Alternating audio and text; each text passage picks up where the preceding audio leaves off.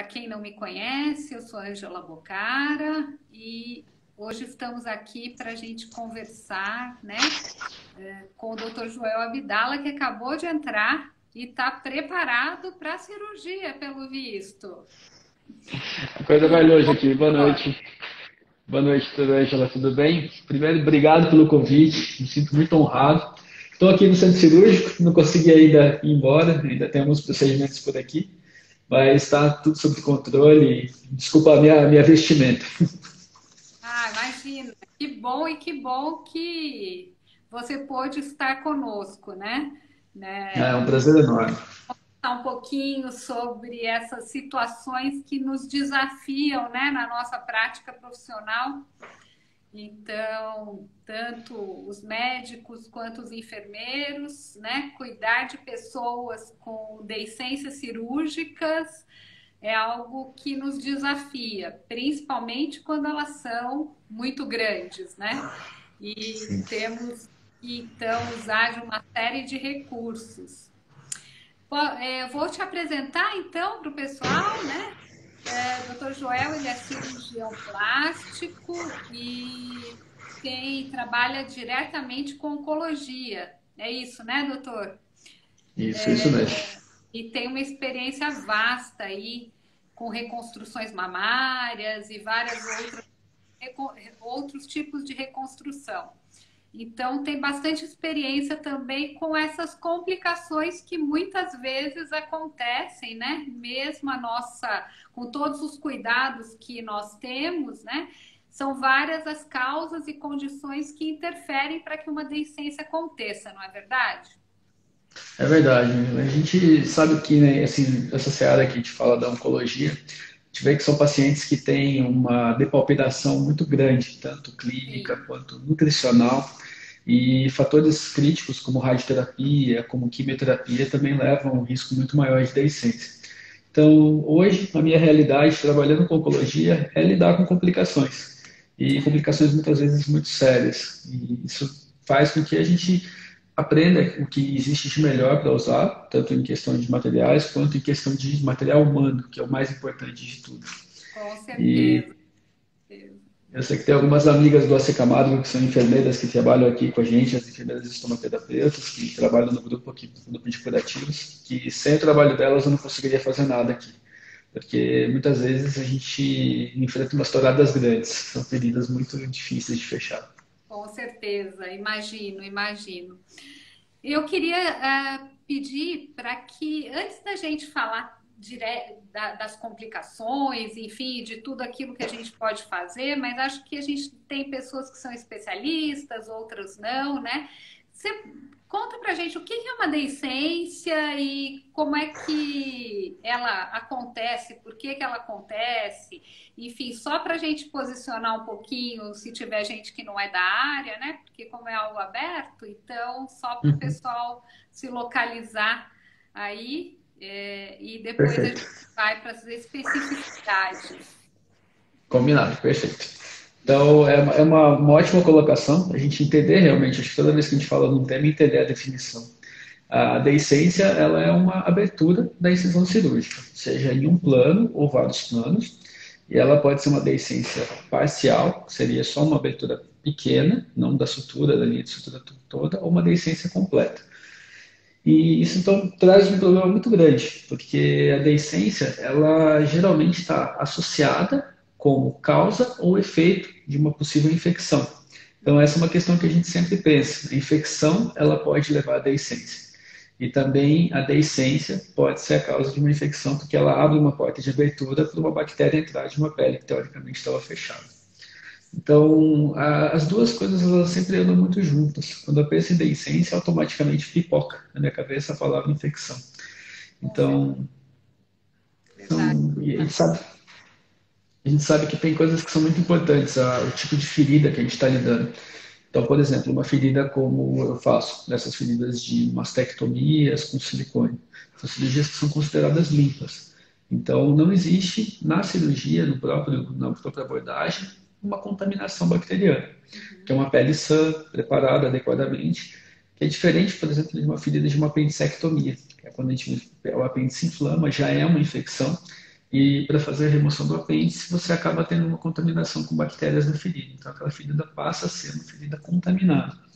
E Uhum. essa ferida está num risco muito maior de deiscência, porque já existe a infecção como mecanismo de causa da deiscência. Então, né, é bem interessante a gente também pensar nesses aspectos, né? Que tipo de cirurgia está sendo feita, em que local, né? E Exato, se ela é potencialmente ou não infectada, né? Então, exato. são aspectos que a gente precisa estar atento, né? E estava pensando aqui, né, no quão importante é a avaliação da ferida cirúrgica, né? Essa avaliação diária, né? Que muitas vezes uma deiscência, às vezes ela acontece, ela vai dando sinais, né? A gente vai tendo sinais na incisão que vai mostrando esse caminho que provavelmente, né, tem uma infecção ali, que ou tem um abscesso, ou enfim, e que aquilo provavelmente vai abrir, né? Então, a importância da avaliação. Quais seriam os principais sinais e sintomas, né, que nós, profissionais de saúde, precisamos estar atentos para que possamos intervir o mais precocemente possível nesse problema, né, que acontece, vamos chamar de problema da essência, né, dessa complicação. Vamos melhorar aqui a colocação, né? O que que você nos diz em relação a essa questão, né? O que que o enfermeiro e o médico precisam estar atentos, né? Quais são os principais sinais e sintomas aí que a gente vai observar no paciente? Essa é uma ótima colocação, porque eu acredito que a avaliação da deiscência ela é clínica. E quanto mais experiência você tem na abordagem, no tratamento de feridas, você consegue detectar precocemente a deiscência. E aí cabe uma colocação, que o melhor tratamento de uma deiscência é a prevenção. Então, esses sinais, se detectados precocemente, a gente pode evitar que essa uma possível deiscência não ocorra. Se você fizer as medidas de intervenção, cuidados adequados com a ferida, fizer todas as medidas que são importantes. Mas as coisas que nos chamam muito a atenção quando a gente avalia uma ferida no pós-operatório é uma hiperemia, uma vermelhidão da ferida anormal, fora do esperado, porque toda cicatriz cirúrgica ela vai ter um processo inflamatório, que é o que vai fazer a pele cicatrizar. Mas existe uma vermelhidão que é esperada, uma hiperemia adequada, não exerce muito exuberante. Se a ferida começa a ficar muito avermelhada, fora desse esperado, é um sinal de que a gente pode ter alguma complicação, a gente pode estar evoluindo para uma infecção, para uma deiscência. Uhum. Uma abertura espontânea dos pontos, mesmo que parcial, se soltou um ponto, ou uma tração muito grande, que a pessoa conta para você na história até. Ah, doutor, eu fui pegar e fui levantar o braço muito rápido, aí eu senti que rasgou, que doeu um pouquinho. Você já fica atento, porque muitas vezes a deiscência não pode ter acontecido nos planos superficiais, na pele. Uhum. Mas como a gente fala de camadas, esse ponto pode ter rompido lá dentro. E quando você pede atenção profunda, você passa a ter a perda sucessiva de tensão até a pele. E aí você tem uma abertura do ponto. Uma coisa que eu vejo que causa muito deiscência também, que a gente pode evitar, são os seromas. Seromas seriam as coleções de linfa no pós-operatório. Uhum. Então, toda vez que uma cirurgia é feita, se cria um espaço que não existe na natureza, aquele espaço não ocorre. Então, nós causamos a formação desse espaço e ali pode se acumular líquido. Quando há esse acúmulo do líquido, se ele não existe uma drenagem para ele, a natureza vai procurar um caminho de menor resistência para se esterilizar. E a própria esterilização desse líquido, essa saída, pode causar uma deiscência. Então, se a enfermeira, na avaliação do pós-operatório, ela sentir que existe uma flutuação, ou seja, um abaulamento anormal, e alertar a equipe toda que possa fazer uma intervenção, muitas vezes uma punção com a retirada daquele líquido em um curativo um pouco mais compressivo, pode fazer com que aquele líquido não saia e evita, assim, dessa forma, uma deiscência. Então, esse cuidado no pós-operatório, ele é essencial. Eu costumo conversar com os meus pacientes e falar que, assim, é como se você estivesse fazendo um projeto de arquitetura. Quando você vai planejar uma cirurgia, você faz um projeto, você imagina o que vai ser feito, como vai ser feito. Executar o projeto é 10%. Você planejou bem feito, você executa. Mas o cuidado que você tem com aquele projeto que você fez depois, que é o pós-operatório, ele é que faz toda a diferença na recuperação do paciente. Então, essas detecções precoces de abaulamentos, de vermelhidões anormais da pele, se eventualmente a gente tiver um indício de uma possível infecção, se a gente tratar com antibiótico, fizer um curativo adequado, fazer um bom manejo dessa ferida, muitas vezes a gente evita que a deiscência ocorra, porque depois que ela ocorre, é uma ferida, uma complicação de mais difícil manejo. Então a gente, a todo custo, procura evitar a deiscência. Isso, muito, muito importante, né? Muito importante tudo isso e essa avaliação e a integração da equipe também, né? É É, essencial. a integração da equipe de saúde é essencial para que a gente evite todas essas situações mais complexas, né? E muitas vezes evite mesmo que a deiscência se efetive propriamente dita, né? Então Uhum. é bastante importante tudo isso. E como é que acontece essa integração aí no seu serviço? Da equipe médica com a equipe de enfermagem, né, com os especialistas na área? Existe essa relação? Existe Tá uma relação muito tranquilo? boa. Eu aproveito até, eu convidei o pessoal para participar, assistir, eu aproveito para agradecer todo mundo, a enfermeira Patrícia, a enfermeira Simone, todo mundo que trabalha aqui com a gente no nossa Camargo. Eu me sinto muito feliz e realizado de poder trabalhar numa equipe tão boa. Porque, é como eu disse, a gente conversa muito, eu posso dizer que ao longo desses anos eu fiz bons amigos, porque a gente sabe quem são os amigos nas dificuldades. E toda vez que uma deiscência é uma grande dificuldade. Então, muitas vezes a enfermeira ela está próxima do paciente, muitas vezes não tão próximo quanto eu consigo estar. Então, esse feedback é muito bom, porque a gente sempre troca informações. Então, aqui no AC Camargo funciona muito bem. A gente conseguiu estabelecer, a gente tem um setor especializado para curativos pós-operatórios. As enfermeiras todas ficam presentes, então elas fazem as avaliações iniciais dos pacientes no pós-operatório e sempre nos alertam. Então, olha, Joel, eu acho que naquele caso ele tem um seroma, será que não vale a pena funcionar? Então, como são pessoas que estão habituadas a trabalhar com isso, muitas vezes eu já chego efetivamente para eventualmente fazer um procedimento, já ter uma conduta mais resolutiva. Mas porque o paciente foi bem triado, ele já chegou com uma boa avaliação. E em alguns casos de deiscência mais crônicas, especialmente nos casos, essa é uma ressalva que eu gostaria de fazer, os pacientes com radioterapia, que aqui é uma realidade muito grande. Então, por mais que você faça uma cirurgia bem feita, tome todos os cuidados para evitar a deiscência, é um outro capítulo que seria uma boa técnica, uma avaliação pré-operatória bem feita, de estado nutricional do paciente, são todos os fatores que a gente leva em consideração. Por mais que tudo esteja correto, a radioterapia ela é um fator complicador muito grande. Então, infelizmente, em alguns casos, a gente tem feridas crônicas de radioterapia, que essa paciente às vezes passa meses com as enfermeiras estomoterapeutas que acompanham essa evolução. Até o momento em que a gente tenha um bom leito, que a gente tenha uma ferida bem limpa, esse é um termo que a gente usa quando a gente faz a avaliação das feridas, e quando ocorre a deiscência, para a gente poder fazer todo esse preparo para aí sim ter uma conduta cirúrgica resolutiva. Mas até chegar na cirurgia tem um caminho longo, e esse caminho longo é nesse setor de curativos. Por isso a interação ela é muito boa. Então, muitas vezes, como eu te disse, os pacientes às vezes ficam meses com as enfermeiras. Então, a gente cria laços de amizade, a gente cria laços muito bons de cuidado. Então, aqui no Camargo, graças a Deus, funciona muito bem. Que bom, que bom. E antes da gente entrar para algumas outras questões em relação a alguns protocolos e algumas coisas que a gente pode conversar, tem uma pergunta aqui da Luciana, perguntando se ainda é indicado na laparotomia a utilização de pontos captonados. Essa é uma ótima pergunta. Os pontos capitonados, eles são pontos que têm um mecanismo de polia. Então, são pontos que são feitos com fios mais grossos para dar uma tensão mecânica na pele. Aqui entra um conceito muito importante, que a deiscência, como a gente falou, ela acontece em camadas. Então, a camada que tem menos resistência é a camada da pele, é a camada mais superficial, que é efetivamente onde acontece a deiscência.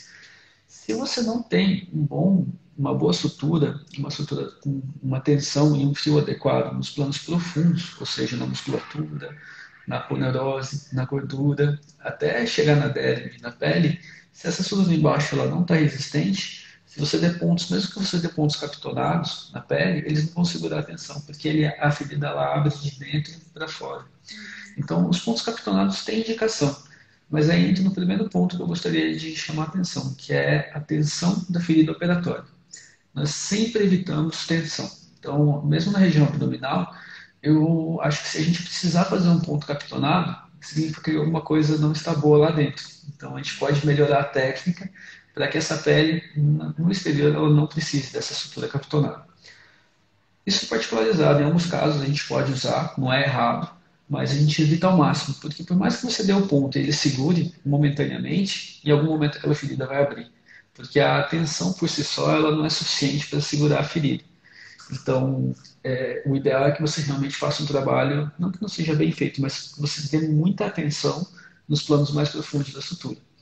E o que em plástico que a gente faz é, se você percebe que uma sutura vai ficar tensa, você acaba fazendo uma técnica que a gente usa que se chama retalhos. Os retalhos, eles criam uma liberação tecidual para justamente ter esse mecanismo de você chegar na linha de sutura sem tensão. Quando a gente tem pouca tensão na linha de sutura, a gente sabe que a gente vai ter uma ferida de boa qualidade, com menor risco de deiscência. Então, essa é uma das técnicas que a gente usa para evitar isso, e justamente para evitar os pontos capitonados. Que bacana, né? Isso é bem importante e você colocou um aspecto que acho que a gente pode ressaltar também, né? Que é a importância, né, da formação mesmo do cirurgião, né? Da técnica cirúrgica bem feita, né? Com todo cuidado e acessando todos os planos cirúrgicos com com muita destreza e muita atenção, né? Para que essa incisão, né, ela efetive a sua cicatrização de dentro para fora da melhor maneira possível, né? Uhum. Então, acho que essa questão da formação é algo extremamente importante, né? Acho que a gente que está ligado à escola, hospitais escola, a gente sabe o quanto isso é complicado, o quanto isso muitas vezes dificulta, né, algumas situações, né, e a importância do cirurgião principal acompanhar todo o processo, mesmo quando a gente tem estudantes, residentes, né, muito atentos a tudo isso, né, a questão dos planos, por exemplo, no caso das estomias também, né, não deixar para é um resultado tão importante, né? Fazer uma estomia que a pessoa às vezes vai ficar o resto da vida, ela precisa estar muito bem localizada, muito bem inserida, né? Com a protusão adequada. Então, a importância, né, de cada elemento da equipe, né, estar realmente fazendo o seu melhor ali mesmo, né? Com todo o conhecimento e técnica necessária para que a gente evite cada vez mais todas as complicações possíveis, né? Sim, mas Mas, doutor Joel, deixa eu perguntar mais uma coisinha. Em relação aos protocolos aí do hospital, quais são as principais ações, né, que vocês têm como conduta a realizar nos casos de deiscências superficiais e profundas, vamos chamar assim? uhum. Pode Acho que essa é uma ótima pergunta, obrigado. Porque o primeiro protocolo que se tem é prevenir a ferida. Então, todo paciente que vai para a cirurgia, desde que não seja uma urgência, ele passa uma avaliação nutricional para ter certeza que esse paciente não tem um déficit proteico, que isso pode dificultar uma eventual cicatrização. Também é feita uma avaliação clínica bem rigorosa para detectar qualquer comorbidade, como diabetes, pressão alta, tabagismo. São coisas que a gente sabe que essa avaliação faz parte do protocolo para a gente poder entender que prevenir a deiscência é muito importante. E uma outra situação é quando a gente sabe que você tem a deiscência e aí a gente tem que fazer uma avaliação clínica muito rigorosa para entender qual vai ser o melhor tipo de cuidado para aquela ferida.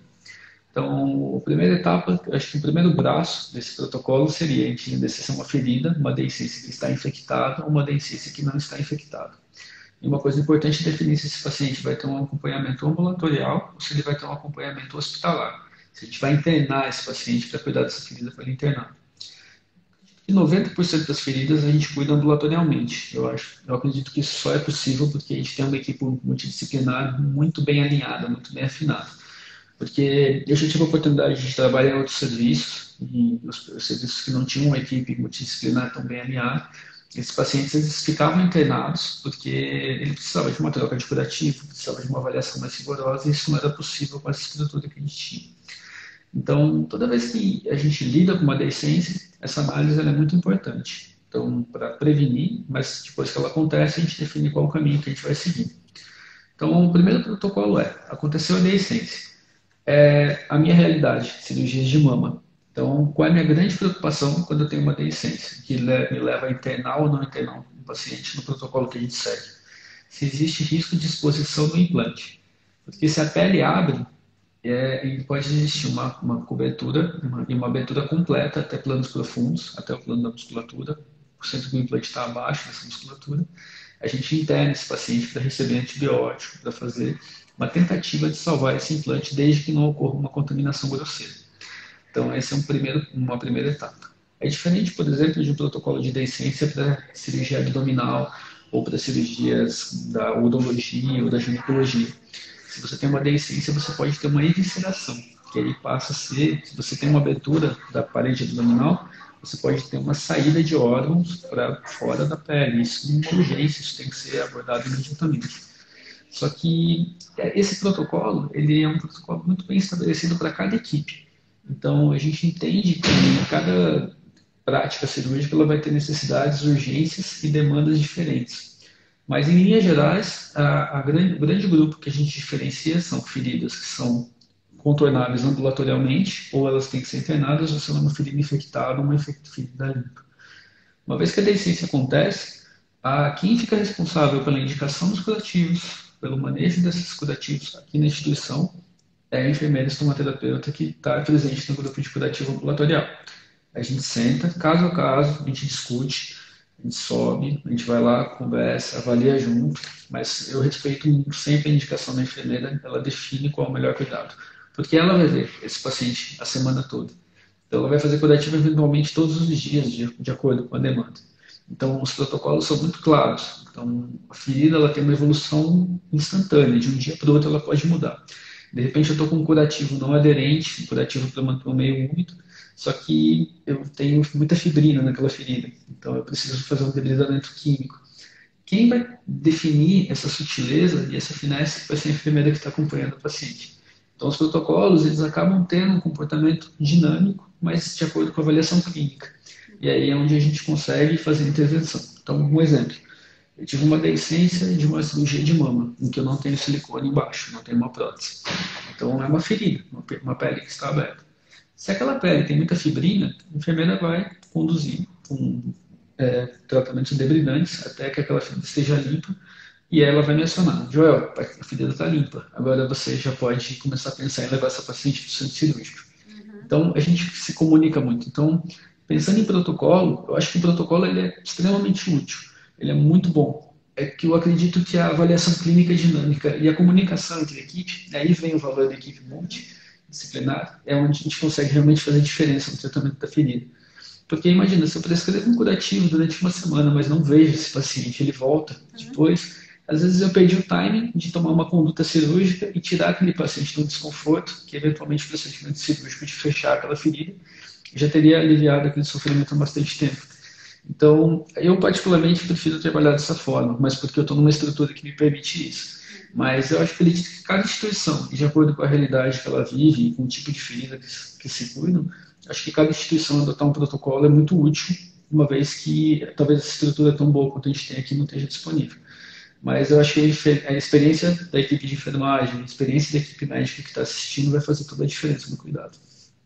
Concordo com você e penso, né, que os protocolos eles são realmente essenciais, mas nada substitui, né, essa avaliação clínica e toda a questão da própria experiência, né, dos profissionais no manejo, né, dessas feridas, enfim, e do cuidado, né? O protocolo ele nos direciona, ele é essencial, né? Mas essa expertise mesmo, ela se faz no dia a dia, né?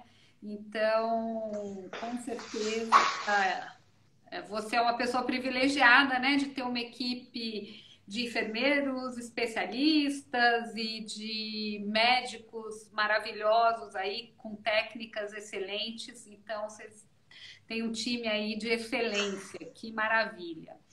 Eu Eu vou me considero aproveitar privilegiado mesmo. Eu vou aproveitar e vou fazer uma pergunta aqui que colocaram. A Adriane Fariasim pergunta se a tela de Marlex, quando necessária, se exposta, pode interferir na cicatrização? Pode. Tela de Marlex, muitas vezes, ela é uma tela que ela tem um comportamento de um fio absorvível e ela é usada em reforços, tanto da parede abdominal, em alguns casos de mama também a gente usa. Ela é um material sintético mesclado com material absorvível e essa tela ela serve para dar contenção. Então, imagina que você tem uma hérnia abdominal, você faz uma sutura das camadas aponeuróticas e você precisa fazer um reforço, porque a pressão abdominal muitas vezes é muito grande e você pode ter uma recidiva dessa hérnia. Então, se você tem uma esterilização da tela, ou seja, se a tela ela entra em contato com a pele, aquilo é um corpo estranho. A gente sabe que todo corpo estranho, uma vez que ele teve uma contaminação, ele precisa ser removido. E a tela ela é um elemento que ela, se ela estiver na linha de sutura, ou se ela estiver tendo uma deiscência e uma esterilização dessa tela, muitas vezes a gente pode ter um processo inflamatório crônico, e isso dificulta muito a cicatrização. Toda vez que a gente tem ou uma prótese, ou uma tela de Marlex, ou qualquer material de externo ao corpo, estranho ao corpo, houve contaminação, ele tem que ser retirado. E as telas são muito úteis, mas quando entra nessa situação a gente tem que tirar sim. Ela pode atrapalhar bastante. Que bacana. Precisamos ficar atento, né, a todos os sinais aí para intervir no momento certo, né?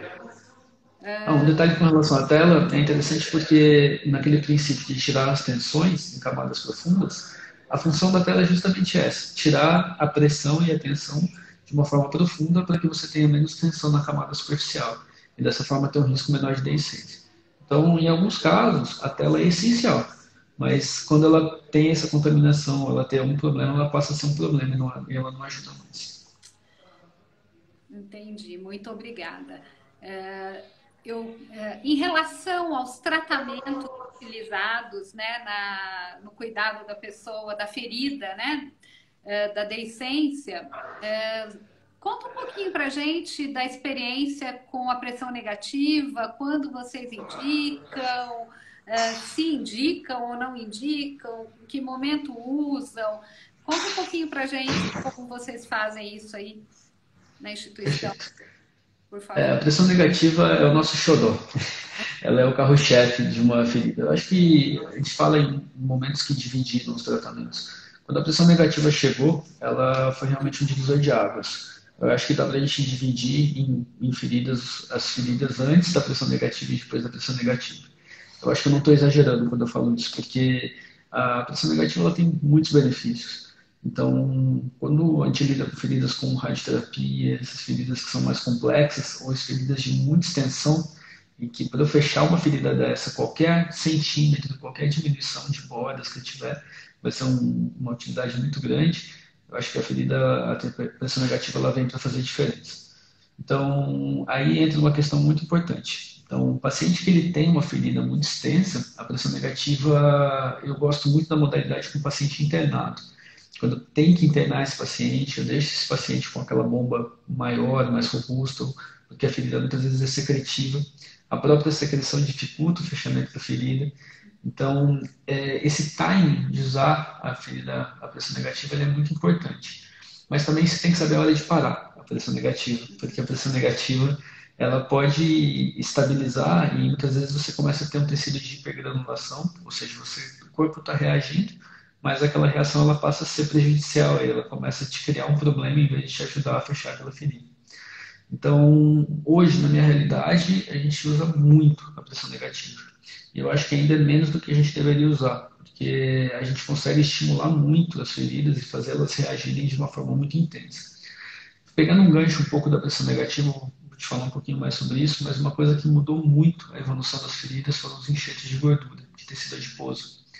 E os enxertos de tecido adiposo, eles têm as células tronco e é como uma lipoaspiração. A gente tem uma cânula perfurada, você aspira a gordura de uma área onde tem uma sobra do paciente você faz aquela inosculação da gordura, das células de gordura, no leito da ferida. Isso faz um processo inflamatório benéfico e ele cria uma neovascularização, a formação de novos vasos sanguíneos. Então, aquela ferida que ficou meses parada, sem muita resposta, mesmo com pressão negativa, ou aqueles pacientes que têm uma resposta inflamatória mais pobre, como pessoas com mais idade, ou pessoas com pouca idade, que têm um sistema imune imaturo ou ineficiente, no caso das pessoas com mais idade, quando você injeta a gordura no leite da ferida, você passa a ter uma revitalização. E aí é impressionante como aquilo evolui rápido. Se você associa essa técnica dos enxertos de tecido adiposo com a terapia de pressão negativa, é como se você desse um salto multiplicador de qualidade e de velocidade no fechamento dessa ferida.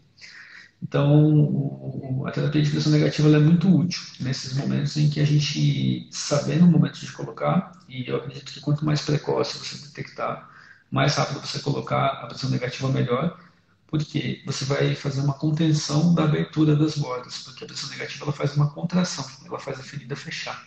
Então, aquela ferida que às vezes ia ficar muito aberta, que aí ela tem uma distensão muito grande, precocemente você evita esse fenômeno e ela estabiliza daquela forma. E existem modalidades também, hoje é uma das coisas que eu tenho procurado estudar, é a pressão negativa como um elemento de prevenção da deiscência.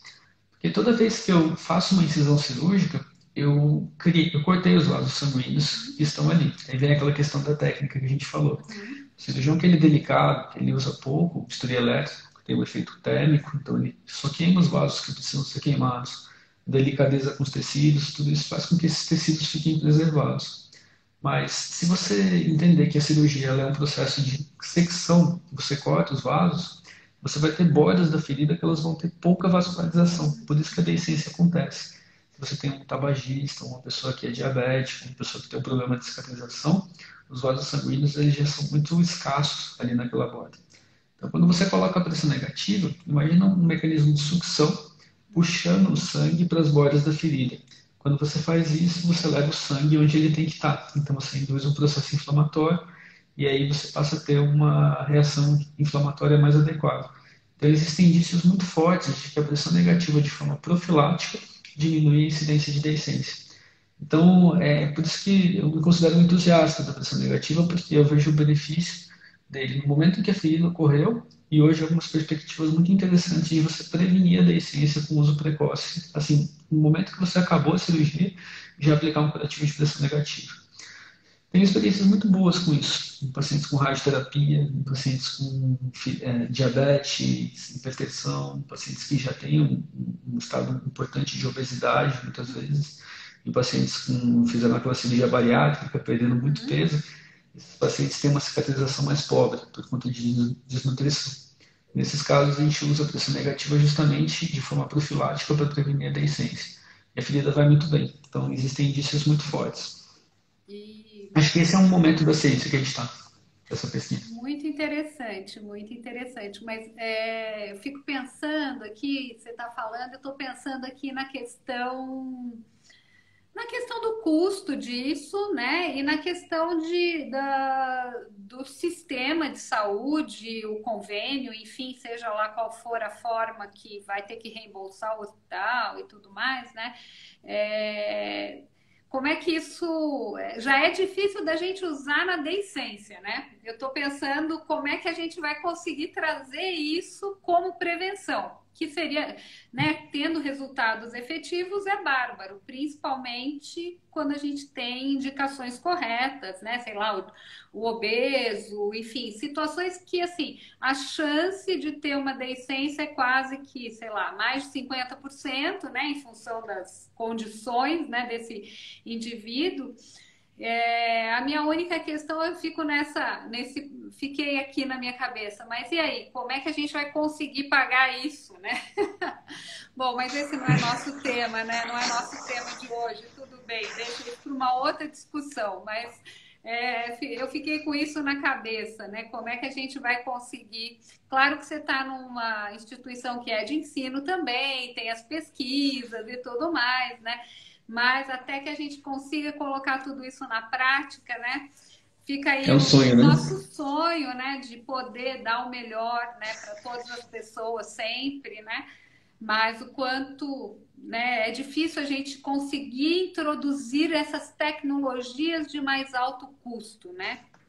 No dia a dia, né? Então, é Essa é uma complicado. bandeira essa é uma bandeira que eu levo, assim, porque é uma das minhas lutas pessoais. Aqui, eu vou te falar um pouquinho sobre essa Camargo, de uma pincelada, mas para entender o que a gente conseguiu fazer aqui já hoje. Aí eu dou todo o mérito para as enfermeiras do grupo do GOP, que é o nosso grupo de curativos, especialmente a enfermeira Patrícia. Ela é é a chefe do grupo do GOP. A Patrícia, ela fez várias, é uma pessoa assim que briga muito, assim, a gente Ela é muito toma muitos cafés pensando como que a gente vai efetivar essas coisas. O que a gente conseguiu aqui já hoje? No sistema único, a gente consegue ter a terapia de pressão negativa disponível para tratamentos de feridas que já estão em andamento. Então, é uma realidade. A gente consegue pegar as bombas portáteis com o reservatório e mandar o paciente para casa. Ele faz um termo de compromisso, de porte daquele material. E, então, muitas vezes a gente deshospitaliza o paciente, ele vai para casa com a bomba já com o vácuo acontecendo. De forma preventiva, a gente não consegue ainda no sistema único, mas essa é uma das minhas lutas que eu estou tentando fazer. Justamente porque são pessoas que estão em situação de vulnerabilidade. Se eu evitar uma complicação dessa pessoa, é muito melhor do que eu tratar essa complicação depois que ela acontecer. Na realidade dos planos de saúde, a gente consegue fazer relatórios no pré-operatório, quando eu estratifico o risco do paciente dele ter uma possível deiscência. No próprio relatório que eu vou fazer cirurgia para o convênio, eu já solicito. Eu preciso de terapia de pressão negativa como forma profilática, tem todo um relatório, toda uma forma de comunicação com os convênios que a gente consegue liberação. Eu acho que eu consigo mais liberações do que negativas, então eu acho que a gente está indo no caminho bom.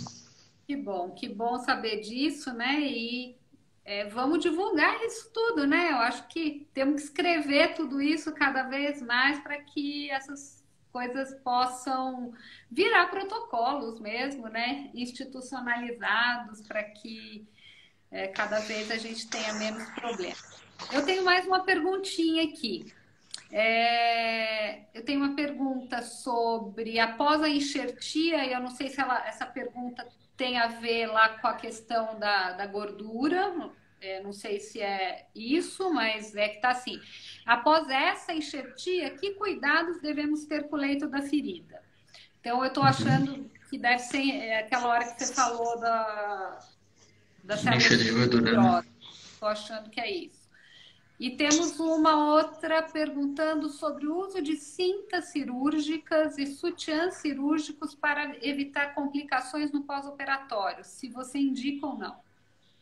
Perfeito. Essas são perguntas muito boas. Essa questão do enxerto de tecido de gordura nas feridas é uma coisa um pouco mais nova, é uma coisa que a gente está começando a falar um pouco mais no meio científico. Mas o que você não deve fazer é justamente isso. Você não aplica a terapia de pressão negativa imediatamente que você faz o enxerto de tecido adiposo. Geralmente a gente deixa isso para o dia seguinte. Porque no primeiro dia aquelas células de gordura elas vão se assentando. Se você colocar a terapia de pressão negativa, ela vai aspirar. Existem tecnologias que não aspiram. Então, é possível fazer também, porque tem películas de silicone que você pode colocar, que são películas semipermeáveis que você consegue ter a absorção do exudato, mas não das células de gordura. Então, em linhas gerais, se você tiver aparelhos mais avançados, você pode aplicar a terapia de pressão negativa imediatamente após a inserção da gordura. Se você não tem esses equipamentos, é só esperar um dia, no dia seguinte você consegue aplicar sem problema nenhum e funciona do mesmo jeito. Funciona tão bem quanto. Mas é uma questão de conforto do paciente. Acho que essa questão é uma pessoa que já está sofrendo muito com aquilo tudo que aconteceu e quanto mais você puder aliviar esse sofrimento, melhor, dá mais conforto. E com relação às cintas, a cinta... Pronto, consegui. Então já ele está entrando. Então, para quem não me conhece, eu sou a Angela Bocara e hoje estamos aqui para a gente conversar, né, com o Dr. Joel Abdala, que acabou de entrar e está preparado para a cirurgia, pelo visto. A coisa vai longe aqui. Boa Agora. noite. Boa noite, Angela. Tudo bem? Primeiro, obrigado pelo convite. Me sinto muito honrado. Estou aqui no centro cirúrgico, não consegui ainda ir embora, ainda tem alguns procedimentos por aqui, mas está tudo sob controle. Desculpa a minha vestimenta. Imagina. que bom que você pôde estar conosco, É né? um prazer enorme. Falar um pouquinho sobre essas situações que nos desafiam, né, na nossa prática profissional. Então, tanto os médicos quanto os enfermeiros, né, cuidar de pessoas com deficiências cirúrgicas é algo que nos desafia, principalmente quando elas são muito grandes, né? E Sim. temos que, então, usar de uma série de recursos. Vou te apresentar, então, para o pessoal, né? Dr. Joel, ele é cirurgião plástico e trabalha diretamente com oncologia. É isso, né, doutor? Isso mesmo. E tem uma experiência vasta aí com reconstruções mamárias e várias outros tipos de reconstrução. Então, tem bastante experiência também com essas complicações que muitas vezes acontecem, né? Mesmo com todos os cuidados que nós temos, né? São várias as causas e condições que interferem para que uma deficiência aconteça, não é verdade? É verdade. A gente sabe que, né, assim, essa seara que a gente fala da oncologia, a gente vê que são pacientes que têm uma depaupidação muito grande, tanto clínica Sim. quanto nutricional, e fatores críticos como radioterapia, como quimioterapia, também levam a um risco muito maior de deiscência. Então, hoje, a minha realidade trabalhando com oncologia é lidar com complicações, e complicações muitas vezes muito sérias. E isso faz com que a gente aprenda o que existe de melhor para usar, tanto em questão de materiais quanto em questão de material humano, que é o mais importante de tudo. Com certeza. E eu sei que tem algumas amigas do AC Camargo que são enfermeiras que trabalham aqui com a gente, as enfermeiras estomaterapeutas, que trabalham no grupo aqui, no grupo de curativos, que sem o trabalho delas eu não conseguiria fazer nada aqui. Porque muitas vezes a gente enfrenta umas touradas grandes, são feridas muito difíceis de fechar. Com certeza, imagino, imagino. Eu queria pedir para que, antes da gente falar das complicações, enfim, de tudo aquilo que a gente pode fazer, mas acho que a gente tem pessoas que são especialistas, outras não, né? Você conta para a gente o que é uma deiscência e como é que ela acontece, por que ela acontece, enfim, só para a gente posicionar um pouquinho, se tiver gente que não é da área, né? Porque como é algo aberto, então só para o Uhum. pessoal se localizar aí, e depois a Perfeito. gente vai para as especificidades. Combinado, perfeito. Então, é uma ótima colocação, a gente entender realmente, acho que toda vez que a gente fala num tema, entender a definição. A deiscência, ela é uma abertura da incisão cirúrgica, seja em um plano ou vários planos, e ela pode ser uma deiscência parcial, que seria só uma abertura pequena, não da sutura, da linha de sutura toda, ou uma deiscência completa. E isso então traz um problema muito grande, porque a deiscência, ela geralmente está associada como causa ou efeito de uma possível infecção. Então essa é uma questão que a gente sempre pensa. A infecção, ela pode levar à deiscência. E também a deiscência pode ser a causa de uma infecção, porque ela abre uma porta de abertura para uma bactéria entrar de uma pele que teoricamente estava fechada. Então, as duas coisas elas sempre andam muito juntas. Quando eu penso em deiscência, automaticamente pipoca na minha cabeça a palavra infecção. Com certeza, Então, verdade. e a gente sabe que tem coisas que são muito importantes, o tipo de ferida que a gente está lidando. Então, por exemplo, uma ferida como eu faço, nessas feridas de mastectomias com silicone. São cirurgias que são consideradas limpas. Então, não existe na cirurgia, na própria abordagem, uma contaminação bacteriana, que é uma pele sã, preparada adequadamente, que é diferente, por exemplo, de uma ferida de uma apendicectomia, que é quando o apêndice inflama, já é uma infecção, e para fazer a remoção do apêndice, você acaba tendo uma contaminação com bactérias na ferida. Então, aquela ferida passa a ser uma ferida contaminada. E Uhum. essa ferida está num risco muito maior de deiscência, porque já existe a infecção como mecanismo de causa da deiscência.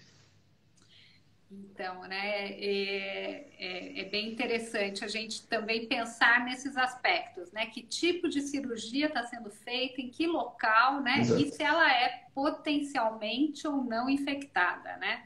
Então, Exato. são aspectos que a gente precisa estar atento, né? E estava pensando aqui, né, no quão importante é a avaliação da ferida cirúrgica, né? Essa avaliação diária, né? Que muitas vezes uma deiscência, às vezes ela acontece, ela vai dando sinais, né? A gente vai tendo sinais na incisão que vai mostrando esse caminho que provavelmente, né, tem uma infecção ali, que ou tem um abscesso, ou enfim, e que aquilo provavelmente vai abrir, né? Então, a importância da avaliação. Quais seriam os principais sinais e sintomas, né, que nós, profissionais de saúde, precisamos estar atentos para que possamos intervir o mais precocemente possível nesse problema, né, que acontece, vamos chamar de problema da essência, né, dessa complicação. Vamos melhorar aqui a colocação, né? O que você nos diz em relação a essa questão, né? O que o enfermeiro e o médico precisam estar atentos, né? Quais são os principais sinais e sintomas aí que a gente vai observar no paciente? Essa é uma ótima colocação, porque eu acredito que a avaliação da deiscência ela é clínica. E quanto mais experiência você tem na abordagem, no tratamento de feridas, você consegue detectar precocemente a deiscência. E aí cabe uma colocação, que o melhor tratamento de uma deiscência é a prevenção. Então, esses sinais, se detectados precocemente, a gente pode evitar que essa uma possível deiscência não ocorra. Se você fizer as medidas de intervenção, cuidados adequados com a ferida, fizer todas as medidas que são importantes. Mas as coisas que nos chamam muito a atenção quando a gente avalia uma ferida no pós-operatório é uma hiperemia, uma vermelhidão da ferida anormal, fora do esperado, porque toda cicatriz cirúrgica ela vai ter um processo inflamatório, que é o que vai fazer a pele cicatrizar. Mas existe uma vermelhidão que é esperada, uma hiperemia adequada, não muito exuberante. Se a ferida começa a ficar muito avermelhada, fora desse esperado, é um sinal de que a gente pode ter alguma complicação, a gente pode estar evoluindo para uma infecção, para uma deiscência. Uma abertura espontânea dos pontos, mesmo que parcial, se soltou um ponto, ou uma tração muito grande, que a pessoa conta para você na história até. Ah, doutor, eu fui pegar e fui levantar o braço muito rápido, aí eu senti que rasgou, me doeu um pouquinho. Você já fica atento, porque muitas vezes a deiscência não pode ter acontecido nos planos superficiais, na pele. Mas como a gente fala de camadas, esse ponto pode ter rompido lá dentro. E quando você perde tensão profunda, você passa a ter a perda sucessiva de tensão até a pele. E aí você tem uma abertura do ponto. Uma coisa que eu vejo que causa muito deiscência também, que a gente pode evitar, são os seromas. Seromas seriam as coleções de linfa no pós-operatório. Então, toda vez que uma cirurgia é feita, se cria um espaço que não existe na natureza, aquele espaço não ocorre. Então, nós causamos a formação desse espaço e ali pode se acumular líquido. Quando há esse acúmulo do líquido, se ele não existe uma drenagem para ele, a natureza vai procurar um caminho de menor resistência para se esterilizar. E a própria esterilização desse líquido, essa saída, pode causar uma deiscência.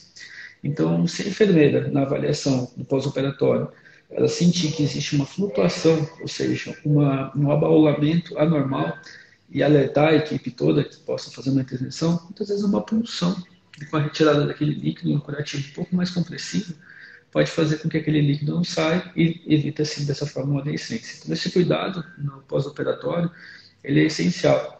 Eu costumo conversar com os meus pacientes e falar que, assim, é como se você estivesse fazendo um projeto de arquitetura. Quando você vai planejar uma cirurgia, você faz um projeto, você imagina o que vai ser feito, como vai ser feito. Executar o projeto é 10%. Você planejou bem feito, você executa. Mas o cuidado que você tem com aquele projeto que você fez depois, que é o pós-operatório, ele é o que faz toda a diferença na recuperação do paciente. Então, essas detecções precoces de abaulamentos, de vermelhidões anormais da pele, se eventualmente a gente tiver um indício de uma possível infecção, se a gente tratar com antibiótico, fizer um curativo adequado, fazer um bom manejo dessa ferida, muitas vezes a gente evita que a deiscência ocorra, porque depois que ela ocorre, é uma ferida, uma complicação de mais difícil manejo. Então a gente, a todo custo, procura evitar a deiscência.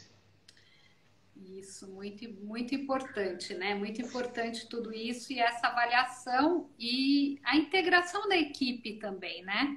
É essencial. A integração da equipe de saúde é essencial para que a gente evite todas essas situações mais complexas, né? E muitas vezes evite mesmo que a deiscência se efetive propriamente dita, né? Então Uhum. é bastante importante tudo isso. E como é que acontece essa integração aí no seu serviço?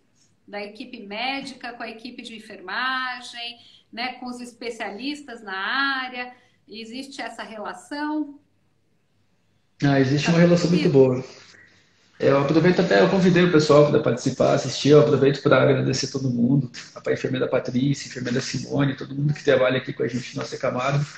Eu me sinto muito feliz e realizado de poder trabalhar numa equipe tão boa. Porque, é como eu disse, a gente conversa muito. Eu posso dizer que ao longo desses anos eu fiz bons amigos, porque a gente sabe quem são os amigos nas dificuldades. E toda vez que uma deiscência é uma grande dificuldade. Então, muitas vezes a enfermeira ela está próxima do paciente, muitas vezes não tão próximo quanto eu consigo estar.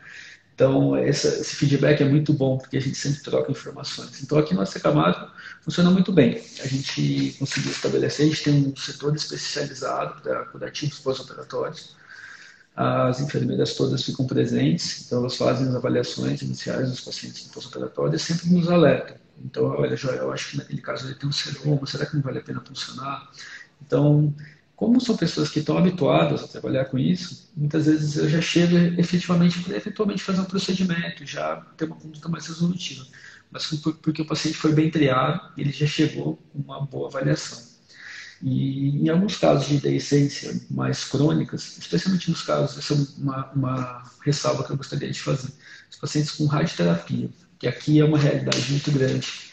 Então, por mais que você faça uma cirurgia bem feita, tome todos os cuidados para evitar a deiscência, é um outro capítulo que seria uma boa técnica, uma avaliação pré-operatória bem feita, do estado nutricional do paciente, são todos os fatores que a gente leva em consideração. Por mais que tudo esteja correto, a radioterapia ela é um fator complicador muito grande. Então, infelizmente, em alguns casos, a gente tem feridas crônicas de radioterapia, que essa paciente às vezes passa meses com as enfermeiras e estomoterapeutas que acompanham essa evolução. Até o momento em que a gente tenha um bom leito, que a gente tenha uma ferida bem limpa, esse é um termo que a gente usa quando a gente faz a avaliação das Uhum. feridas, e quando ocorre a deiscência, para a gente poder fazer todo esse preparo para aí sim ter uma conduta cirúrgica resolutiva. Mas até chegar na cirurgia tem um caminho longo, e esse caminho longo é nesse setor de curativos. Por isso a interação ela é muito boa. Então, muitas vezes, como eu te disse, os pacientes às vezes ficam meses com as enfermeiras. Então, a gente cria laços de amizade, a gente cria laços muito bons de cuidado. Então, aqui no Camargo, graças a Deus, funciona muito bem. Que bom, que bom. E antes da gente entrar para algumas outras questões em relação a alguns protocolos e algumas coisas que a gente pode conversar, tem uma pergunta aqui da Luciana, perguntando se ainda é indicado na laparotomia a utilização de pontos captonados. Essa é uma ótima pergunta. Os pontos capitonados, eles são pontos que têm um mecanismo de polia. Então, são pontos que são feitos com fios mais grossos para dar uma tensão mecânica na pele. Aqui entra um conceito muito importante, que a deiscência, como a gente falou, ela acontece em camadas. Então, a camada que tem menos resistência é a camada da pele, é a camada mais superficial, que é efetivamente onde acontece a deiscência.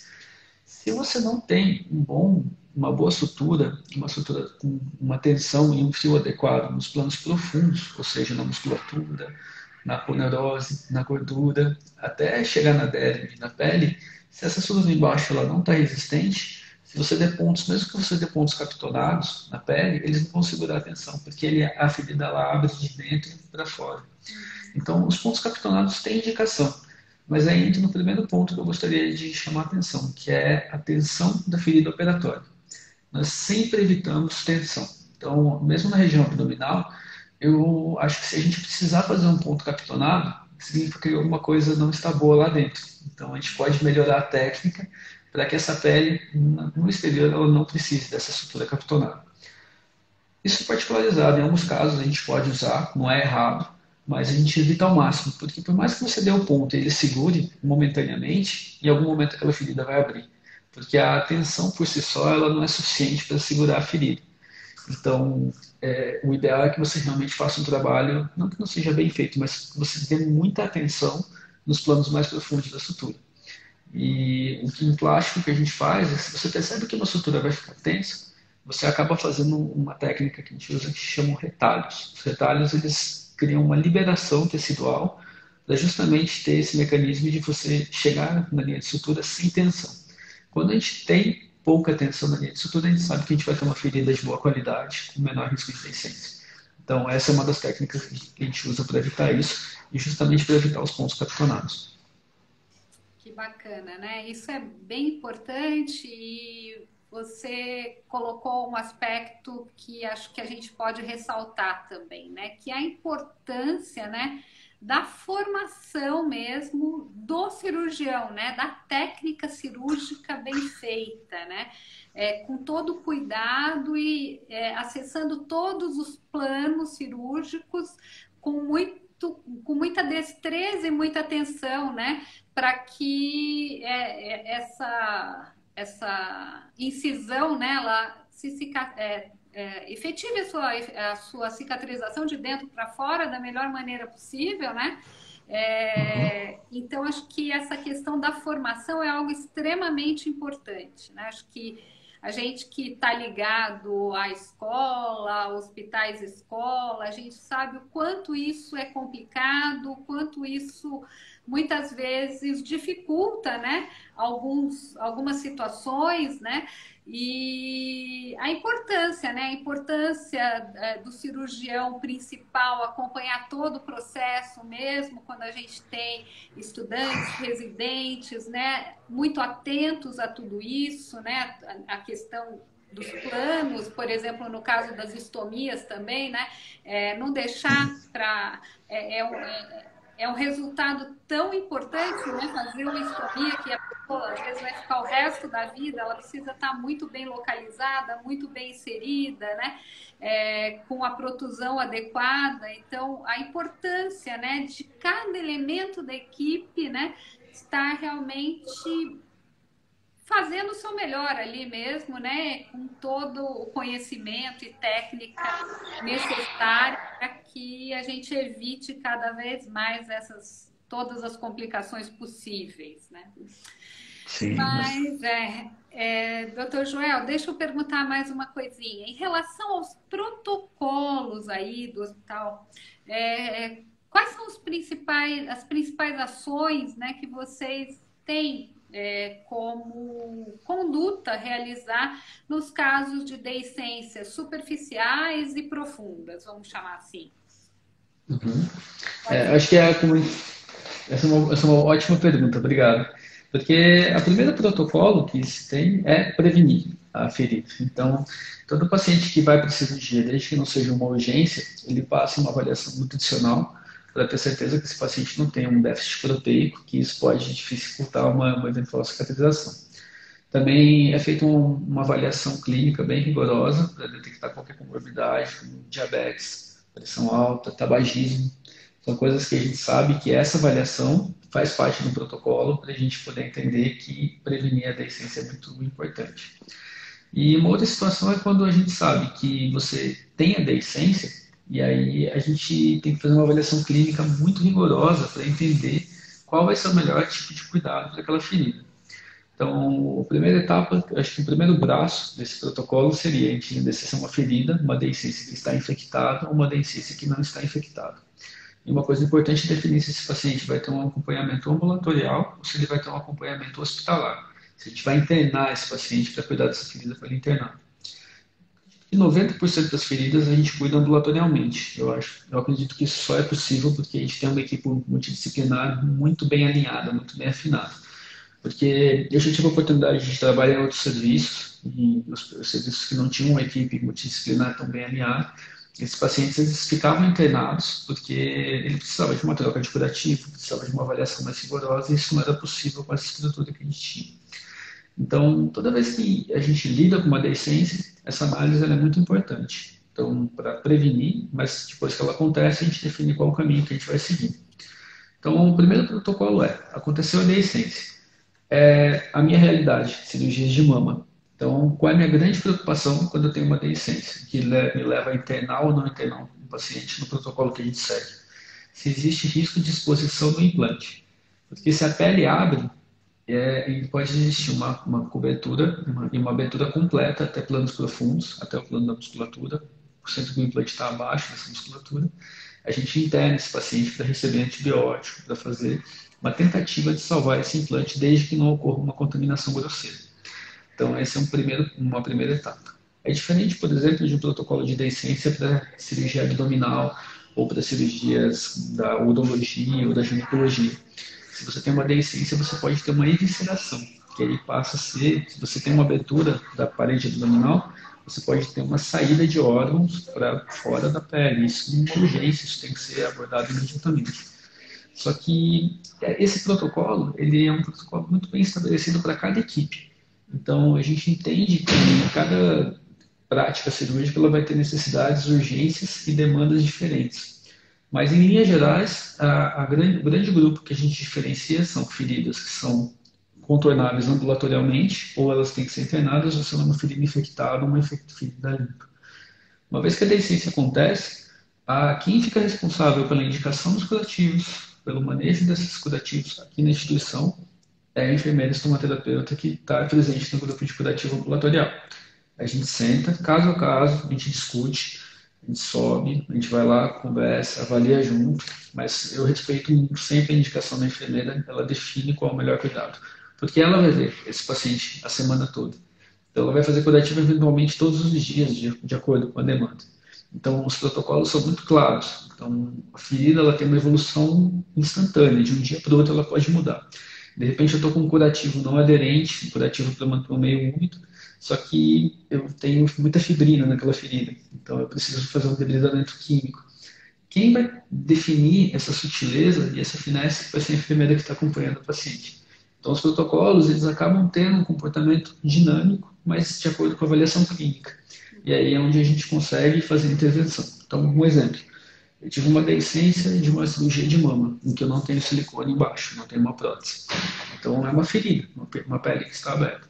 Se aquela pele tem muita fibrina, a enfermeira vai conduzir com tratamentos debridantes até que aquela ferida esteja limpa. E ela vai mencionar, Joel, a ferida está limpa, agora você já pode começar a pensar em levar essa paciente para o centro cirúrgico. Então, a gente se comunica muito. Então, pensando em protocolo, eu acho que o protocolo ele é extremamente útil, ele é muito bom. É que eu acredito que a avaliação clínica é dinâmica e a comunicação entre a equipe, aí vem o valor da equipe multidisciplinar, é onde a gente consegue realmente fazer diferença no tratamento da ferida. Porque imagina, se eu prescrevo um curativo durante uma semana, mas não vejo esse paciente, ele volta depois, às vezes eu perdi o timing de tomar uma conduta cirúrgica e tirar aquele paciente do desconforto, que eventualmente o procedimento cirúrgico de fechar aquela ferida, já teria aliviado aquele sofrimento há bastante tempo. Então, eu particularmente prefiro trabalhar dessa forma, mas porque eu estou numa estrutura que me permite isso. Mas eu acho que cada instituição, de acordo com a realidade que ela vive, com o tipo de ferida que se cuidam, acho que cada instituição adotar um protocolo é muito útil, uma vez que talvez essa estrutura tão boa quanto a gente tem aqui não esteja disponível. Mas eu acho que a experiência da equipe de enfermagem, a experiência da equipe médica que está assistindo vai fazer toda a diferença no cuidado. Concordo com você e penso, né, que os protocolos eles são realmente essenciais, mas nada substitui, né, essa avaliação clínica e toda a questão da própria experiência, né, dos profissionais no manejo, né, dessas feridas, enfim, e do cuidado, né? O protocolo ele nos direciona, ele é essencial, né? Mas essa expertise mesmo, ela se faz no dia a dia, né? Então, com certeza, você é uma pessoa privilegiada, né, de ter uma equipe de enfermeiros especialistas e de médicos maravilhosos aí, com técnicas excelentes. Então, vocês têm um time aí de excelência. Que maravilha. Eu me considero privilegiado mesmo. Eu vou aproveitar e vou fazer uma pergunta aqui que colocaram. A Adriane Fariasim pergunta se a tela de Marlex, quando necessária, se exposta, pode interferir na cicatrização? Pode. A tela de Marlex, muitas vezes, ela é uma tela que ela tem um comportamento de um fio absorvível e ela é usada em reforços, tanto da parede abdominal, e em alguns casos de mama também a gente usa. Ele é um material sintético mesclado com material absorvível e essa tela ela serve para dar contenção. Então, imagina que você tem uma hérnia abdominal, você faz uma sutura das camadas aponeuróticas e você precisa fazer um reforço, porque a pressão abdominal muitas vezes é muito grande e você pode ter uma recidiva dessa hérnia. Então, se você tem uma esterilização da tela, ou seja, se a tela ela entra em contato com a pele, aquilo é um corpo estranho. A gente sabe que todo corpo estranho, uma vez que ele teve uma contaminação, ele precisa ser removido. E a tela ela é um elemento que, ela, se ela estiver na linha de sutura, ou se ela estiver tendo uma deiscência e uma esterilização dessa tela, muitas vezes a gente pode ter um processo inflamatório crônico. E isso dificulta muito a cicatrização. Toda vez que a gente tem ou uma prótese, ou uma tela de Marlex, ou qualquer material de externo ao corpo, estranho ao corpo, houve contaminação, ele tem que ser retirado. E as telas são muito úteis, mas quando entra nessa situação a gente tem que tirar sim. Ela pode atrapalhar bastante. Que bacana. Precisamos ficar atento, né, a todos os sinais aí para intervir no momento certo, né? Um detalhe com relação à tela é interessante porque naquele princípio de tirar as tensões em camadas profundas, a função da tela é justamente essa, tirar a pressão e a tensão de uma forma profunda para que você tenha menos tensão na camada superficial e dessa forma ter um risco menor de deiscência. Então, em alguns casos, a tela é essencial, mas quando ela tem essa contaminação, ela tem algum problema, ela passa a ser um problema e ela não ajuda mais. Entendi, muito obrigada. Em relação aos tratamentos utilizados, né, no cuidado da pessoa, da ferida, né, da deiscência, conta um pouquinho para a gente da experiência com a pressão negativa, quando vocês indicam, se indicam ou não indicam, em que momento usam. Conta um pouquinho para a gente como vocês fazem isso aí na instituição, por A favor. pressão negativa é o nosso xodó. Ela é o carro-chefe de uma ferida. Eu acho que a gente fala em momentos que dividiram os tratamentos. Quando a pressão negativa chegou, ela foi realmente um divisor de águas. Eu acho que dá para a gente dividir em feridas, as feridas antes da pressão negativa e depois da pressão negativa. Eu acho que eu não estou exagerando quando eu falo isso, porque a pressão negativa ela tem muitos benefícios. Então, quando a gente lida com feridas com radioterapia, essas feridas que são mais complexas, ou as feridas de muita extensão, e que para eu fechar uma ferida dessa, qualquer centímetro, qualquer diminuição de bordas que eu tiver, vai ser uma utilidade muito grande. Eu acho que a ferida, a pressão negativa, ela vem para fazer diferença. Então, aí entra uma questão muito importante. Então, o paciente que ele tem uma ferida muito extensa, a pressão negativa, eu gosto muito da modalidade com o paciente internado. Quando tem que internar esse paciente, eu deixo esse paciente com aquela bomba maior, mais robusta, porque a ferida muitas vezes é secretiva. A própria secreção dificulta o fechamento da ferida. Então, esse timing de usar a ferida, a pressão negativa, é muito importante. Mas também você tem que saber a hora de parar a pressão negativa, porque a pressão negativa ela pode estabilizar e muitas vezes você começa a ter um tecido de hipergranulação, ou seja, o corpo está reagindo, mas aquela reação ela passa a ser prejudicial, ela começa a te criar um problema em vez de te ajudar a fechar aquela ferida. Então, hoje, na minha realidade, a gente usa muito a pressão negativa.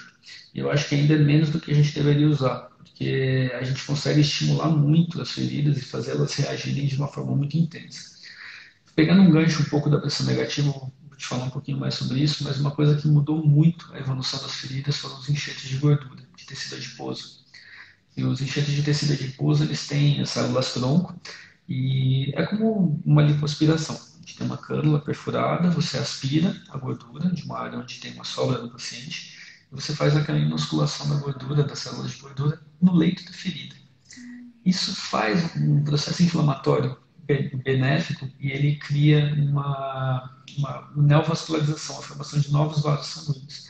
Então, aquela ferida que ficou meses parada, sem muita resposta, mesmo com pressão negativa, ou aqueles pacientes que têm uma resposta inflamatória mais pobre, como pessoas com mais idade, ou pessoas com pouca idade, que têm um sistema imune imaturo ou ineficiente, no caso das pessoas com mais idade, quando você injeta a gordura no leito da ferida, você passa a ter uma revitalização. E aí é impressionante como aquilo evolui rápido.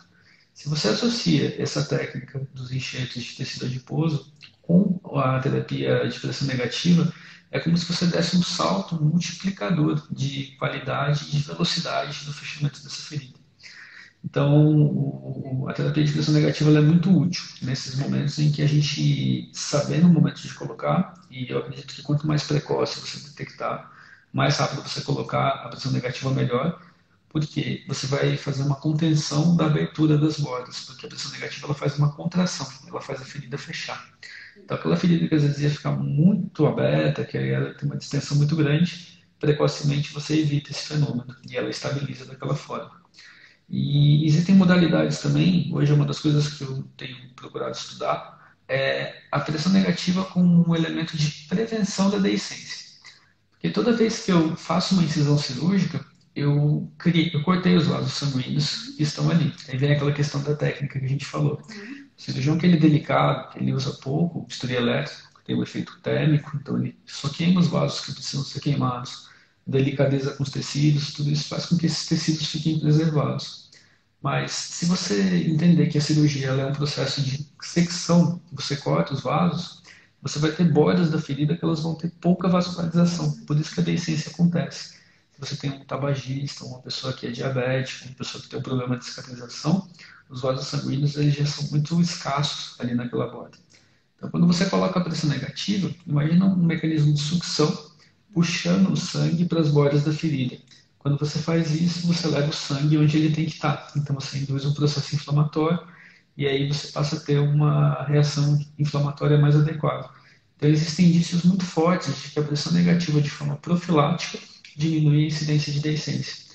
Então, é por isso que eu me considero um entusiasta da pressão negativa, porque eu vejo o benefício dele no momento em que a ferida ocorreu e hoje algumas perspectivas muito interessantes de você prevenir a deiscência com uso precoce. Assim, no momento que você acabou a cirurgia, já aplicar um curativo de pressão negativa.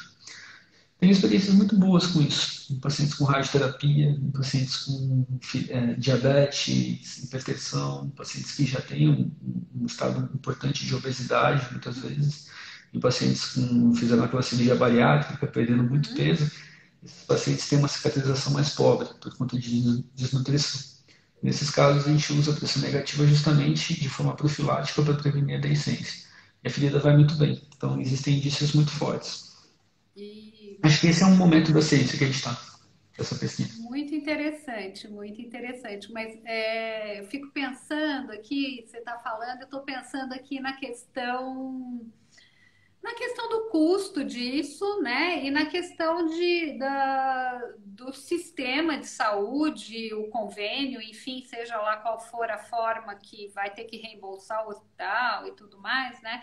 É, como é que isso já é difícil da gente usar na deiscência, né? Eu estou pensando como é que a gente vai conseguir trazer isso como prevenção, que seria, né, tendo resultados efetivos é bárbaro, principalmente quando a gente tem indicações corretas, né? Sei lá, o obeso, enfim, situações que assim, a chance de ter uma deiscência é quase que, sei lá, mais de 50%, né, em função das condições, né, desse indivíduo.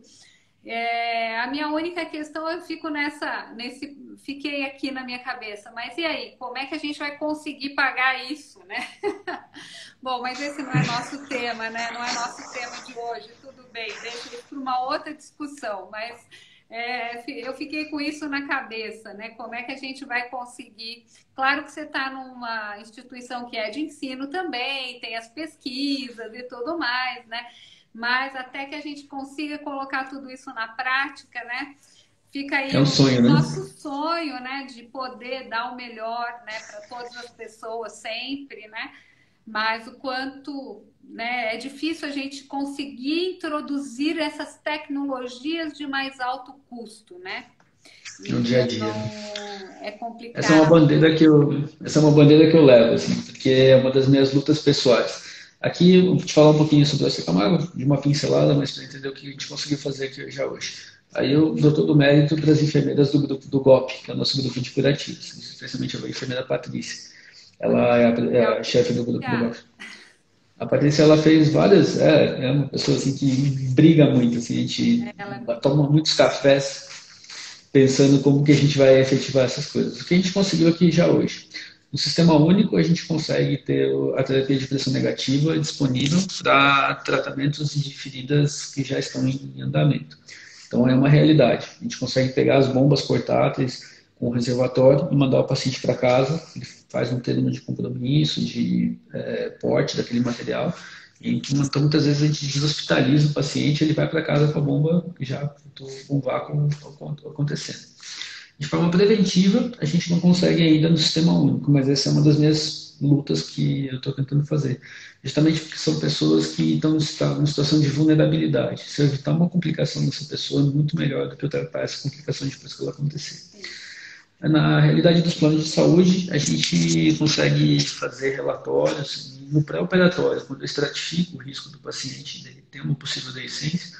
No próprio relatório que eu vou fazer cirurgia para o convênio, eu já solicito. Eu preciso de terapia de pressão negativa como forma profilática, tem todo um relatório, toda uma forma de comunicação com os convênios que a gente consegue liberação. Eu acho que eu consigo mais liberações do que negativas, então eu acho que a gente está indo no caminho bom. Que bom saber disso, né? E vamos divulgar isso tudo, né? Eu acho que temos que escrever tudo isso cada vez mais para que essas coisas possam virar protocolos mesmo, né? Institucionalizados para que cada vez a gente tenha menos problemas. Eu tenho mais uma perguntinha aqui. Eu tenho uma pergunta sobre após a enxertia, e eu não sei se essa pergunta tem a ver lá com a questão da gordura, não sei se é isso, mas é que está assim. Após essa enxertia, que cuidados devemos ter com o leito da ferida? Então, eu estou achando que deve ser aquela hora que você falou da célula de gordura, né? Estou achando que é isso. E temos uma outra perguntando sobre o uso de cintas cirúrgicas e sutiãs cirúrgicos para evitar complicações no pós-operatório, se você indica ou não. Perfeito. Essas são perguntas muito boas. Essa questão do enxerto de tecido de gordura nas feridas é uma coisa um pouco mais nova, uma coisa que a gente está começando a falar um pouco mais no meio científico. Mas o que você não deve fazer é justamente isso. Você não aplica a terapia de pressão negativa imediatamente que você faz o enxerto de tecido adiposo. Geralmente a gente deixa isso para o dia seguinte. Porque no primeiro dia aquelas células de gordura elas vão se assentando. Se você colocar a terapia de pressão negativa, ela vai aspirar. Existem tecnologias que não aspiram. Então é possível fazer também, porque tem películas de silicone que você pode colocar. São películas semipermeáveis que você consegue ter a absorção do exudato, mas não das células de gordura. Então, em linhas gerais, se você tiver aparelhos mais avançados, você pode aplicar a terapia de pressão negativa imediatamente após a inserção da gordura. Se você não tem esses equipamentos, você vai esperar um dia, no dia seguinte você consegue aplicar sem problema nenhum e funciona do mesmo jeito. Funciona tão bem quanto. Mas é uma questão de conforto do paciente. Acho que essa questão é uma pessoa que já está sofrendo muito com aquilo tudo que aconteceu e quanto mais você puder aliviar esse sofrimento, melhor, dá mais conforto. E com relação às cintas, a cinta é uma coisa muito, muito bem estabelecida. Existe uma cultura muito grande com as cintas. Então, as pessoas brincam comigo e falam assim, esse é aquele doutor que usa cinta nos pacientes. Porque a cinta ela é útil. Porque é mais ou menos da seguinte forma: se você tem uma perna quebrada, se você sofreu um trauma, naturalmente você vai querer ficar um pouco mais quieto. E os tecidos, quando é feita a cirurgia, aquele tecido ele tende a querer ficar mais quietinho, porque toda vez que você mexe, dói. Mas não que a cinta ou o sutiã cirúrgico ele vai trazer uma diferença na cicatrização, ou que ele vai trazer alguma melhoria, ou que vai prevenir uma deiscência. Pelo contrário, muitas vezes a pressão do sutiã, a pressão da cinta, ele pode levar a uma isquemia da pele. Não que vai contribuir efetivamente para uma deiscência, mas pode comprimir uma área que está vulnerável por conta da cirurgia.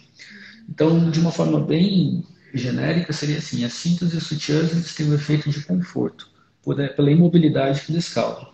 Mas não que ele vai contribuir efetivamente para uma melhor cicatrização, para uma melhora da ferida operatória. Então, eu deixo muito a critério do paciente. Geralmente eu libero as cintas, os sutiãs, quando eu tiro os drenos. Porque os drenos eles ficam na lateral do tórax e a cinta fica ali, o sutiã fica raspando, fica machucando. Então eu tiro o dreno, se a pessoa sentir a necessidade de um pouco mais de conforto, Aí sim eu libero para a pessoa poder usar a cinta, mas não no uso de rotina, mas isso mudou um pouco essa cultura. Entendi, entendi. É meio cultural, né? Essa coisa da cinta mesmo, né? Já vem da, né, a mulher que faz cesárea, né? Usar cinta, dá mais segurança e tudo mais, né? Então já é bem cultural essa questão, né? Eu queria te perguntar mais uma coisa em relação às pequenas deiscências, tá? Deiscências Uhum. pequenas, enfim, vocês têm utilizado que produto, né, para preencher esse espaço, enfim, vocês usam alguma fibra específica, alginatos, enfim, ou o que mais você, espumas, não sei, o que vocês têm usado? Legal. Essa é uma pergunta ótima, porque vai entrar naquela classificação que a gente colocou. Essa ferida é infectada ou ela é limpa? E essa ferida, ela tem sujidade, ou ela tem fibrina, ela precisa ser limpa ou não? Porque muitas vezes deiscência simples, esse é um conceito também que é uma questão cultural. Quando a deiscência é muito pequena, de 1 a 2 centímetros, eu prefiro reavivar as bordas dessa ferida e reestruturar. Se ela for uma deiscência superficial. Se ela for, esse é o tratamento que ele vai ser efetivo. Naturalmente, eu já vou fechar a ferida. Então, a cirurgia ela passa a ter uma conduta mais efetiva. Se é uma ferida que está suja, eu prefiro limpar, geralmente com alginato, se ela tem um potencial de sangramento ou não, ou se ela é uma ferida que tem muita fibrina. Eventualmente, é uma coisa que é um pouco off-label, mas até mesmo a colagenase, em alguns casos, a gente usa.